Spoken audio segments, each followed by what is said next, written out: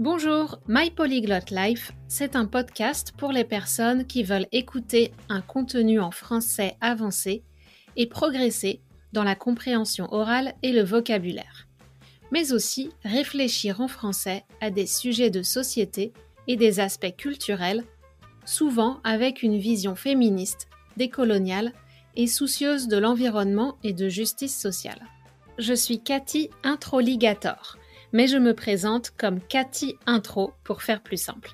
En tant que coach NeuroLanguage, je partage des conseils sur l'apprentissage efficace et personnalisé des langues.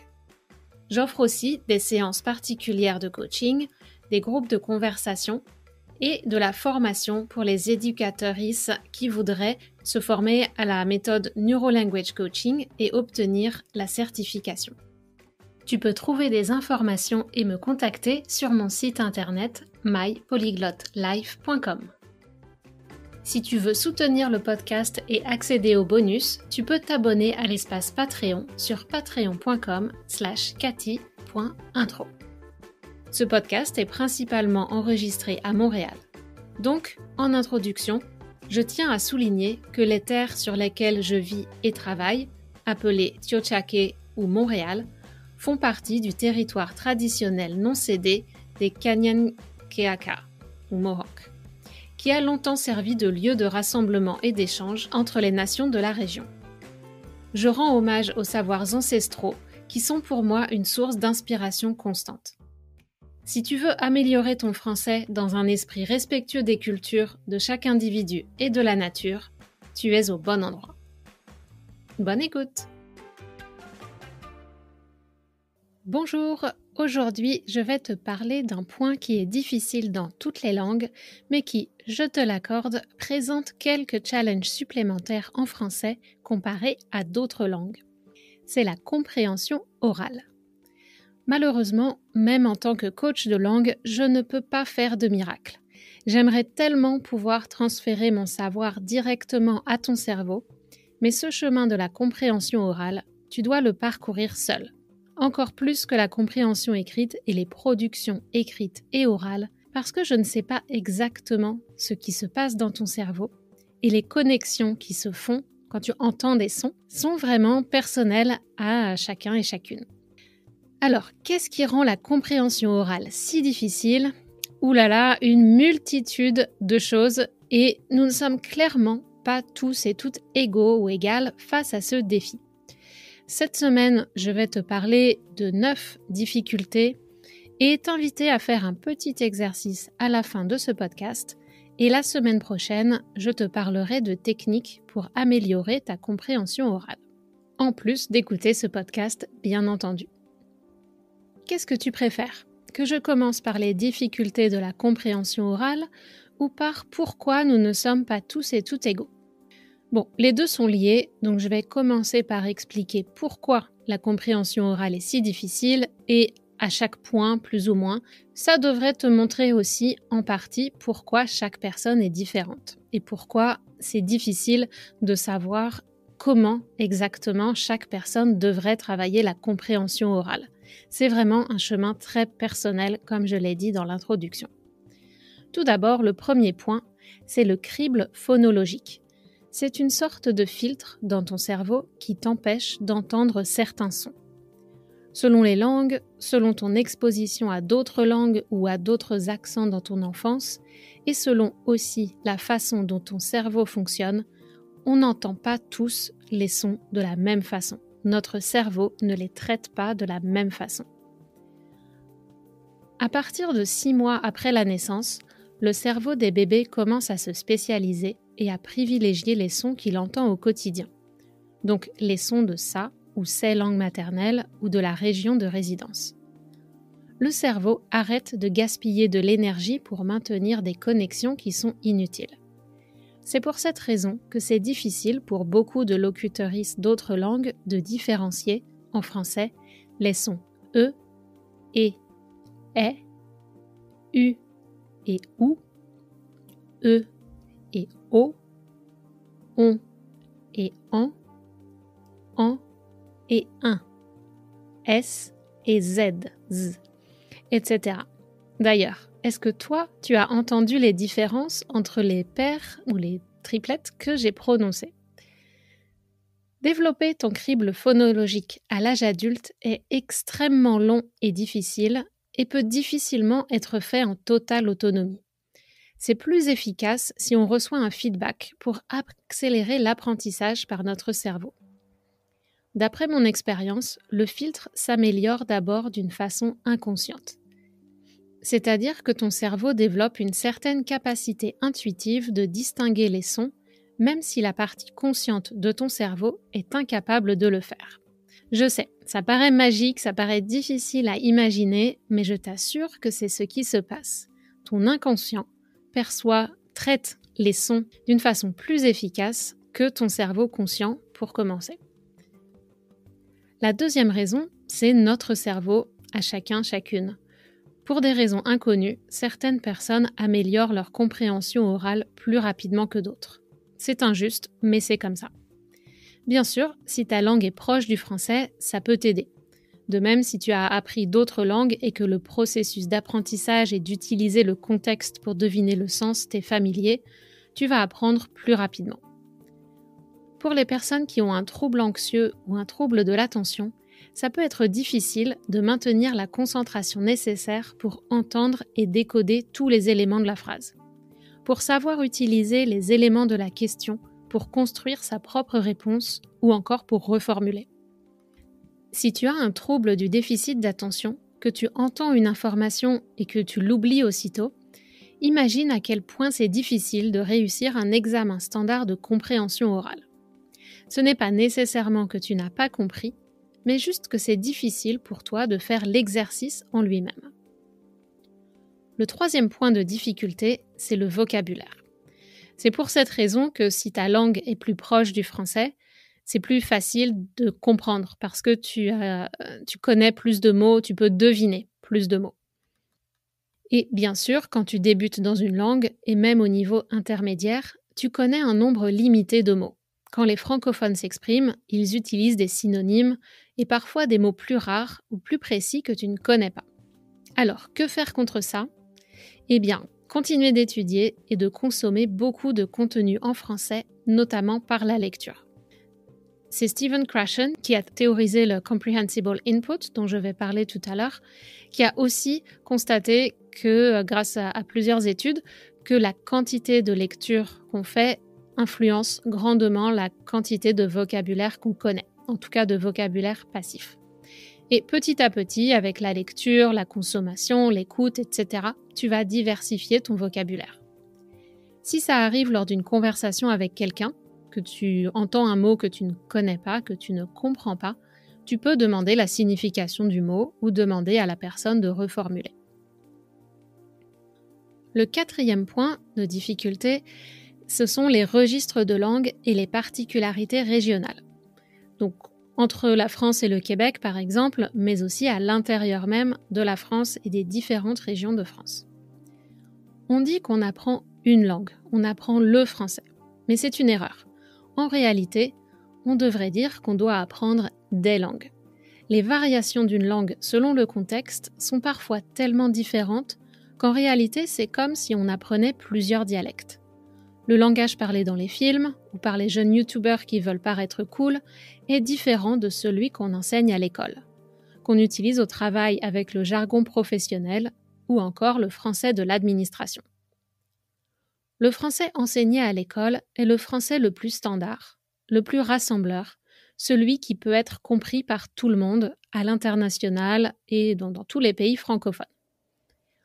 L'objectif des autres variations est bien différent. En effet, les variations servent comme un membership, un signe que tu es ou n'es pas membre du club. Il ne faut pas oublier qu'à l'origine, le verlan a été créé par les jeunes pour ne pas être compris par leurs parents. Donc si tu ne le comprends pas, c'est normal, c'est fait pour. C'est fait pour, c'est une expression qui veut dire c'est le but. Et maintenant, l'emploi du verlan ou pas est un signe que tu es cool, selon les standards contemporains. Mais par exemple, moi, j'ai jamais été vraiment cool. Donc, si je me mets à parler en verlan à tort et à travers, donc à parler n'importe quand en verlan, en dehors des mots les plus courants que beaucoup de Français de ma génération utilisent, ça fait juste bizarre et pas naturel. En plus, je me sens pas à l'aise si je me mets à parler en verlan et je saurais même pas quel mot je peux mettre en verlan ou pas. Parfois, j'entends des mots dans des vidéos et je me dis mais pourquoi tu inverses ce mot ? Quel est l'intérêt de changer les syllabes de ce mot qui marche très bien quand on l'emploie dans sa version normale ? Mais bon, je dois être un peu vieille, c'est mon côté Karen. Le français utilisé par les jeunes des banlieues parisiennes, je l'apprends comme toi, en regardant les séries et les vidéos YouTube. D'ailleurs, c'est amusant de constater que les jeunes Québécois, la génération Z ou plus jeune, adoptent certains mots des youtubeurs français, dont le verlan, dont ils consomment les vidéos parce qu'il y a plus d'influenceurs qui viennent de France que du Québec. Donc, certains jeunes Québécois utilisent de l'argot français de France que les autres Québécois ne comprennent pas. Et quand tu penses au langage de l'administration, il est fait pour impressionner, pour séparer les gens qui savent, qui sont éduqués, du peuple. À l'origine, la pensée qui a gouverné la création de ce système et de la langue française était que, oui, on va ouvrir l'accès à la lecture et à l'éducation à plus de monde, mais si les pauvres sont capables de tout comprendre, ils vont se rendre compte qu'il y a des inégalités et vont vouloir demander justice. S'ils avaient les mêmes armes, linguistiquement notamment, que les riches, ils sauraient utiliser le système à leur avantage. La barrière linguistique et la complexité permet de décourager les personnes qui n'ont ni le temps ni les moyens de naviguer ce système. C'est un peu ce qui se passe avec la réforme des retraites en ce moment aussi. C'est pas linguistique, mais avec cette réforme, le gouvernement n'a pas vraiment fait l'effort d'expliquer la nouvelle loi, partant du principe que c'est trop compliqué, vous ne comprendriez pas, et de toute façon, on fait ce qu'on veut. En plus des différents registres de langue et des particularités régionales, il y a la vitesse d'élocution. Quand tu regardes des films des années 50, 60 ou encore avant, j'ai l'impression que les gens parlaient moins vite, qu'ils suivaient plus la grammaire standard, comme dans les livres, par exemple en disant le « ne » dans les phrases négatives et en employant une syntaxe plus standard. C'est peut-être aussi parce que les films avaient tendance à être écrits par et à montrer un certain type de personnes qui parlaient avec un registre de langue de standard à soutenu. Aujourd'hui, la diversité des Français accessibles dans les médias et en ligne est plus grande. De plus, avec l'immigration en France, le français de France a lui aussi beaucoup changé, notamment dans les banlieues où les immigrés venus d'Afrique et leurs enfants ont été installés à partir des années 1960. Tout comme le rythme de la vie en général s'est accéléré, la vitesse de parole aussi semble s'être accélérée, en particulier dans les grandes villes où tout le monde est souvent pressé et stressé. Toutes ces tendances ne sont pas favorables pour les apprenants, mais tu ne peux rien y faire. Ce n'est pas toi qui es plus bête, mais la langue vivante qui évolue. Ce que tu peux faire, c'est rester patient ou patiente et continuer de travailler sur différents points de compréhension orale les uns après les autres. Le 5e point de difficulté, ce sont les références culturelles. C'est un point assez évident, donc je ne vais pas m'étendre là-dessus. Les références culturelles peuvent être des noms de personnes, des répliques célèbres de films, des particularités régionales ou des stéréotypes connus seulement des natifs ou des personnes qui habitent dans le pays depuis longtemps. Et quand tu participes à une conversation dans un groupe d'amis, les références culturelles sont souvent des références à des situations que le groupe a vécues ensemble avant que tu les rencontres. Donc, c'est normal que tu ne comprennes pas tout et que tu te sentes étranger ou étrangère. Tu sais, moi aussi, après toutes ces années hors de France et ma personnalité qui s'est canadianisée, si je me trouve invitée à une soirée avec les amis de mes amis en France, je me sens comme une étrangère. Parfois, ils font des blagues qui peuvent être sexistes ou misogynes que je trouve pas drôles, ou alors ils parlent d'impôts et de cotisations sociales selon le système français qui me paraît aberrant et extrêmement complexe et auquel je ne comprends rien, ou encore ils se souviennent d'anecdotes, de films ou de personnes que je ne connais pas. Si ce sont des amis que tu vois régulièrement, accroche-toi, n'abandonne pas et crée tes propres souvenirs avec elles et eux, et progressivement, tu comprendras de plus en plus. Parler avec une ou deux personnes du groupe, à l'écart du gros groupe, peut t'aider à créer des liens et à t'intégrer petit à petit. n'hésite pas à demander autour de toi les références culturelles et à les découvrir ensuite par toi-même. Par exemple, en regardant des films ou en lisant à propos de tel ou tel événement marquant ou personne célèbre. Même si on parle français au Québec, les références culturelles sont complètement différentes de la France. Donc, de mon côté, c'est aussi ce que je fais pour me sentir moins dépassée quand les gens parlent entre eux ou à la télé. Autant dans une conversation, je suis pour le partage des tâches, je pense que l'interlocuteur doit s'adapter et t'aider, autant, d'après moi, ce travail d'éducation culturelle repose sur toi. Si tu veux t'intégrer, fais l'effort de découvrir la culture locale. Et je te parlerai dans un prochain podcast de quoi faire si tu n'aimes pas la culture de la langue que tu apprends. Parce que oui, ça arrive, tu n'es pas obligé d'adorer tout ce qui concerne la France et les Français. Ça arrive et c'est un challenge. Donc, je t'en parlerai un autre jour. La 6e difficulté, c'est l'environnement et en particulier le bruit autour de toi. J'avais fait un post Instagram à ce sujet après la lecture d'un article, donc je te mettrai les deux en lien, mon post et puis mon message et puis l'article. Et de mon côté, par exemple, c'est très flagrant quand je suis sous la douche, je ne peux pas écouter un podcast en langue étrangère sous la douche. En anglais, si le son est clair, je peux, c'est possible, mais je perds quand même plus d'informations qu'en français, où mon cerveau peut généralement reconstituer les parties manquantes, même s'il y a un petit peu de bruit et d'interférence. Parce que c'est ça, en fait, qui se passe. Dans notre langue maternelle, on a l'habitude de reconstituer les parties qu'on n'a pas bien comprises. Avec le contexte, avec les quelques sons qu'on a identifiés, on comble les vides, on complète les phrases et les mots qu'on n'a pas bien entendus.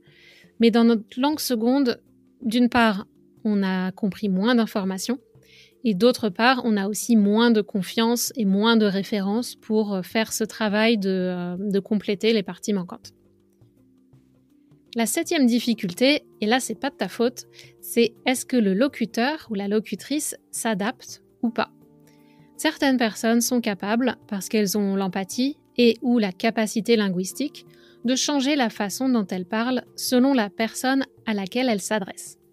Si elles parlent avec une personne qui ne maîtrise pas bien la langue, elles vont utiliser des structures de phrases plus simples, directes et avec un vocabulaire plus standard. En anglais, il y a cette expression qui dit « plain English ». Je ne sais pas s'il y a l'équivalent en français, parce qu'on n'a pas forcément cette réflexion de se dire que la langue peut être un obstacle. Donc, plain French, désolé, mais c'est pas une tendance, mais peut-être que je devrais lancer ça. Ces personnes qui sont capables de s'adapter vont probablement aussi articuler plus pour parler plus clairement. Et à l'inverse, on observe aussi des gens qui, en s'adressant à un ou une étrangère, parlent juste plus fort, mais ne font aucun effort d'adaptation. Alors que souvent, l'articulation et le fait de ralentir le rythme sont déjà très efficaces pour améliorer la compréhension, même si on ne change pas le vocabulaire. À mon avis, on devrait travailler cette compétence dès l'école.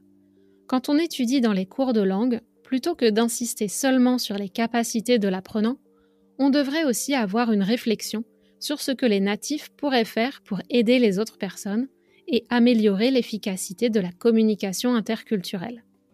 Parce qu'il y a ça aussi. En plus de la langue elle-même, il peut y avoir d'autres obstacles comme les modes de communication, plus ou moins directs, francs, c'est-à-dire honnêtes et directs, plus ou moins polis, ou qui utilisent des messages implicites, des non-dits qui ajoutent des obstacles.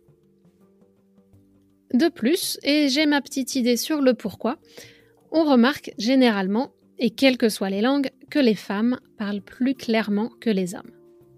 L'image d'un homme cool dans beaucoup de pays est celle d'une personne tellement relaxe et sûre d'elle-même qu'elle n'a pas besoin de faire l'effort d'articuler ou de parler d'une façon élégante.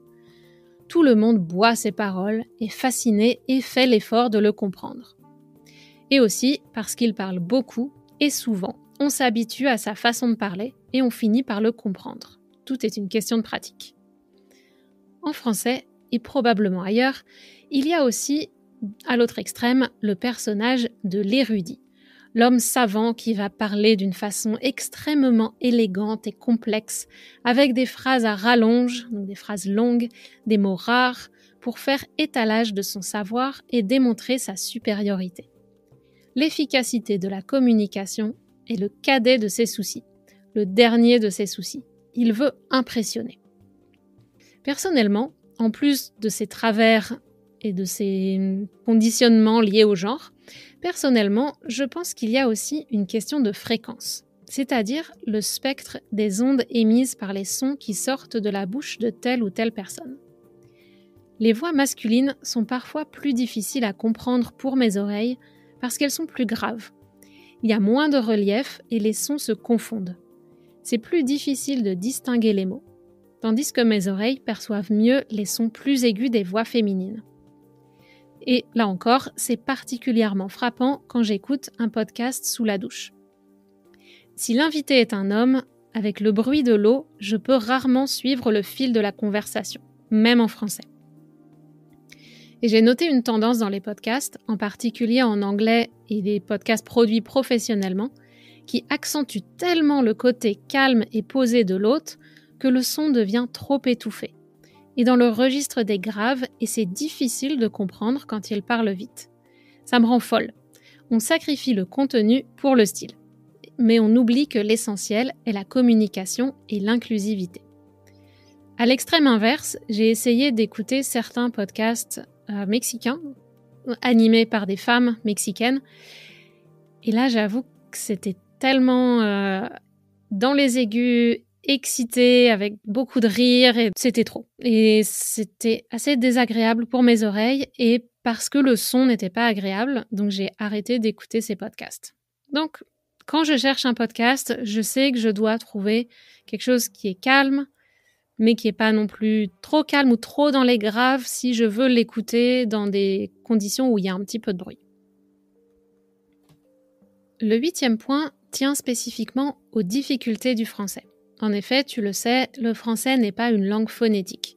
Contrairement à certaines langues dont l'écriture est assez transparente, c'est-à-dire que la graphie correspond à la phonétique, un son égale une manière d'écrire, je crois que c'est le cas, entre autres, du finlandais et pour la plupart de l'espagnol.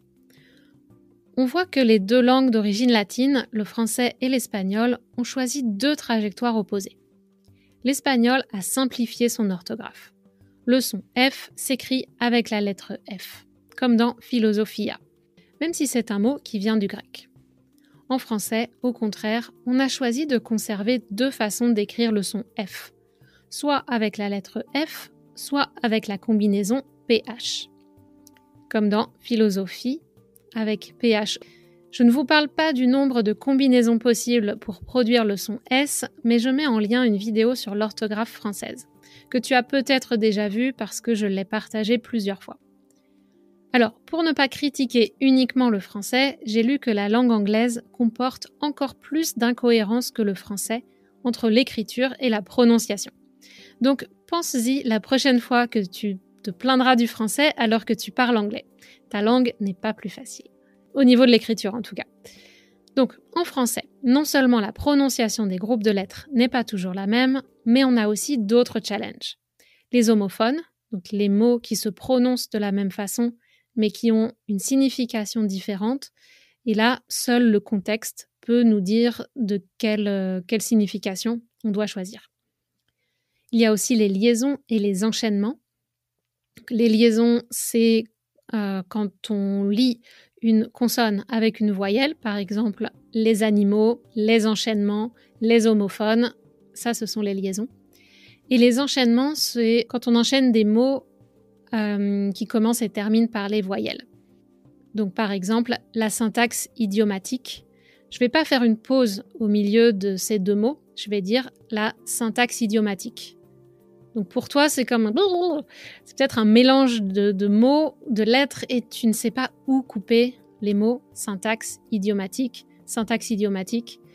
Si tu ne connais pas les mots, c'est difficile de reconnaître complètement hors contexte ce que j'ai dit. Il y a aussi les E faibles et les autres petits mots qu'on ne prononce pas. Par exemple, cette phrase que je viens de dire, les E faibles et autres petits mots qu'on ne prononce pas, en vitesse normale dans une conversation courante, ce serait plutôt quelque chose comme les E faibles et autres petits mots qu'on ne prononce pas. Tu vois, c'est vraiment différent. Je t'invite à rejouer l'audio plusieurs fois si tu veux écouter la différence entre les E faibles et autres petits mots qu'on ne prononce pas et les E faibles et autres petits mots qu'on ne prononce pas. Si tu comprends mieux mon podcast que les podcasts natifs, c'est parce que moi, je fais l'effort de prononcer un peu plus les syllabes. Je fais un peu moins de liaisons, d'enchaînements et je maintiens un peu plus les E pour que tu entendes toute la syllabe. Une autre raison, ce sont les mots tronqués ou les mots coupés. Par exemple, le resto pour le restaurant, la philo pour la philosophie, le déj pour le déjeuner, le ou la DIRCOM pour directeur ou directrice de communication, et toujours dans le monde de l'entreprise, le COPIL et le CODIR pour comité de pilotage et comité de direction. Et enfin, la dernière difficulté du français et de toutes les autres langues, c'est qu'il y a un certain nombre de points de syntaxe qui sont idiomatiques, difficilement traduisibles dans ta langue et qu'il faut apprendre par l'expérience ou avec un travail conscient. Mais ce sont les points les plus difficiles à maîtriser. Et c'est important de distinguer entre la capacité de comprendre cette syntaxe idiomatique et la capacité de l'utiliser. Mon conseil, c'est d'essayer de la comprendre en premier et puis si tu es déjà à l'aise, si tu sais bien te faire comprendre, de te concentrer sur toi-même, l'adopter et l'utiliser.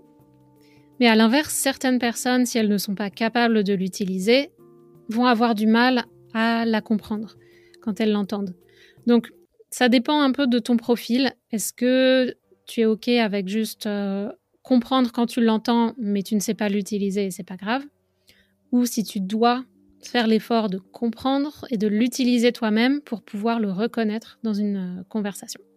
Finalement, le dernier point, ce sont certaines situations particulières qui sont comme les Jeux olympiques de la compréhension orale. C'est au téléphone et quand la personne porte un masque. Et je rajouterai aussi quand la situation est vraiment pas familière du tout, que tu ne connais pas le vocabulaire, que tu ne sais pas ce qu'on attend de toi, que tu ne peux pas anticiper ce que tu vas écouter et ce que tu dois dire. Le téléphone, le masque, c'est une réalité. Nous perdons un grand pourcentage d'informations quand on ne peut pas voir la bouche de la personne qui parle, ni ses réactions, son langage corporel. Même si on enlève le son, on est capable de deviner un grand nombre du contenu de ce qui est dit. Et en plus de ça, le téléphone est un objet stressant pour beaucoup de monde, ce qui perturbe encore plus l'efficacité de notre cerveau. Le stress nous empêche de nous concentrer à 100%, et donc il faut mettre en place des stratégies vraiment particulières pour ces occasions, qui traitent autant du mindset, donc de la préparation mentale, que de techniques de communication et de reformulation, de compréhension des mots-clés, etc. Donc il y a plusieurs choses qu'on peut mettre en place, mais c'est sûr que c'est vraiment un exercice difficile. Donc ne te décourage pas et continue à travailler et puis à faire ce qu'il faut pour augmenter tes compétences. Donc voilà, j'ai déjà beaucoup parlé aujourd'hui, donc je vais m'arrêter là sur la liste des choses problématiques ou des points de difficulté de la compréhension orale en français. Et je vais t'inviter à faire un exercice, à réfléchir sur les 2 ou 3 choses qui te posent le plus de problèmes. D'où viennent tes difficultés ou tes obstacles principaux pour améliorer ta compréhension orale du français? Est-ce que c'est l'étendue de ton vocabulaire? Est-ce que c'est la syntaxe idiomatique? Est-ce que c'est le fait de parler au téléphone qui te paralyse et qui te met en panique? Est-ce que c'est le fait que tu peux comprendre les Français de France, mais pas le français du Québec ou pas le français du sud de la France? Identifie les 2 à 3 points les plus difficiles pour toi et surtout ceux qui te bloquent le plus, ceux qui diminuent ta confiance, où tu te dis si je pouvais régler ça, ma compréhension serait meilleure et je me sentirais plus à l'aise, plus en confiance. Donc voilà, fais cet exercice avant d'écouter le prochain épisode la semaine prochaine. Et la semaine prochaine, je te retrouve pour continuer sur ce sujet et te donner quelques pistes pour travailler ta compréhension orale. Et si tu es un peu perdu dans ton apprentissage, que tu cherches une structure ou que tu cherches à créer ton propre chemin parce que tu as essayé beaucoup de choses mais rien ne semble fonctionner, tu peux encore rejoindre le programme Feuille de route qui est un coaching hybride. Donc on a 2 séances en personne, donc en one-on-one toi et moi.